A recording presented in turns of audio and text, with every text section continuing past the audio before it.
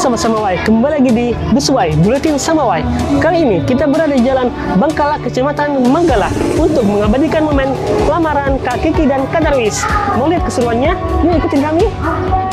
Pemirsa, sebelum mengabadikan momen bahagia, tim Samawai selalu mengecek terlebih dahulu kesiapan alat untuk kelancaran acara. Setelah semuanya siap, selanjutnya waktunya untuk mengabadikan setiap momen bahagia, mulai dari momen kedua calon pengantin dan momen kebersamaan keluarga.